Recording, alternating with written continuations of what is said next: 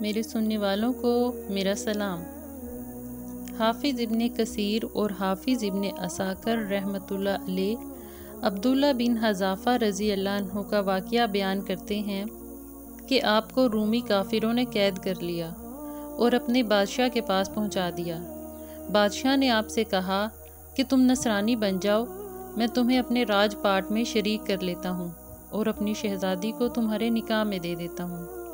عبداللہ بن حذافہ رضی اللہ عنہ نے جواب دیا کہ یہ تو کیا، اگر تم مجھے اپنی بادشاہت دے دے اور تمام عرب کا راج بھی مجھے سونپ دے اور یہ چاہے کہ میں ایک آنکھ جھپکنے کے برابر بھی اپنے دین سے پھر جاؤں تو یہ بھی ناممکن ہے۔ بادشاہ نے کہا پھر میں تجھے قتل کر دوں گا۔ حضرت عبداللہ بن حذافہ رضی اللہ عنہ نے جواب دیا کہ ہاں، یہ اختیار تجھے ہے۔ چنانچہ اسی وقت بادشاہ نے حکم دیا اور انہیں سلیب پر چڑھا دیا گیا۔ تیر اندازوں نے بحکم بادشاہ ان کے ہاتھ، پاؤں اور جسم کو چھیدنا شروع کر دیا۔ بار بار کہا جاتا کہ اب بھی نصرانیت قبول کر لو، اور آپ پورے صبر و استقلال سے فرمائے جاتے کہ ہرگز نہیں۔ آخر بادشاہ نے حکم دیا کہ اسے سولی سے اتار لو اور پیتل کی بنی ہوئی دیگ خوب تپا کر آگ بنا کر لاؤ۔ چنانچہ وہ پیش ہوئی۔ بادشاہ نے ایک اور مسلمان قیدی کی بابت حکم دیا کہ اسے اس میں ڈال دو۔ اسی وقت حضرت عبداللہ بن حذافہ کی موجودگی میں آپ کے دیکھتے ہوئے اس مسلمان قیدی کو اس میں ڈال دیا گیا۔ وہ مسکین صحابی اسی وقت چرمر ہو کر رہ گئے، گوشت پوشت جل گیا اور ہڈیاں چمکنے لگی۔ پھر بادشاہ نے حضرت عبداللہ بن حذافہ رضی اللہ عنہ سے کہا کہ دیکھو، اب بھی وقت ہے، ہماری بات مان لو اور ہمارا مذہب قبول کر لو، ورنہ اسی آگ کی دیگ میں تمہیں اسی طرح ڈال کر جلا دیا جائے گا۔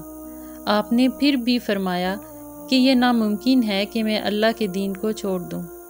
اسی وقت بادشاہ نے حکم دیا کہ انہیں چرخی پر چڑھا کر اس میں ڈال دو، اور جب یہ اس آگ کی دیگ میں ڈالے جانے کے لیے چرخی پر اٹھائے گئے تو بادشاہ نے دیکھا کہ ان کی آنکھوں میں سے آنسو نکل رہے ہیں۔ اسی وقت بادشاہ نے حکم دیا کہ رک جاؤ، اور انہیں اپنے پاس بلا لیا، اس لیے کہ اب اسے امید بن گئی تھی کہ شاید اس عذاب کو دیکھ کر اس کے خیالات بدل گئے ہوں اور میری بات مان لے، میرا مذہب قبول کر کے میری دامادی میں آ کر میری سلطنت کا سانجی بن جائے گا۔ لیکن بادشاہ کی یہ تمنا بے سود نکلی۔ حضرت عبداللہ بن حذافہ نے فرمایا کہ میں صرف اس وجہ سے رویا تھا کہ آج ایک ہی جان ہے جسے اللہ کی راہ میں اس عذاب کے ساتھ قربان کر رہا ہوں۔ کاش میرے روئیں روئیں میں ایک ایک جان ہوتی تو آج سب کی سب جانیں اللہ کی راہ میں ایک ایک کر کے فدا کر دیتا۔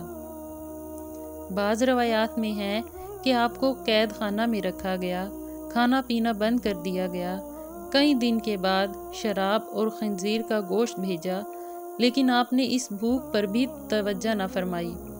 بادشاہ نے آپ کو بلا بھیجا اور اس نہ کھانے کا سبب دریافت کیا تو آپ نے جواب دیا کہ اس حالت میں میرے لیے جائز تو ہو گیا ہے، لیکن میں تجھ جیسے دشمن کو اپنے بارے میں خوش ہونے کا موقع بھی نہیں دینا چاہتا۔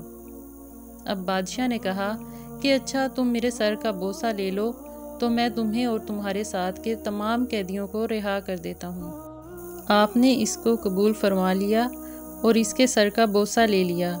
بادشاہ نے بھی اپنا وعدہ پورا کیا اور آپ کو اور آپ کے ساتھیوں کو چھوڑ دیا۔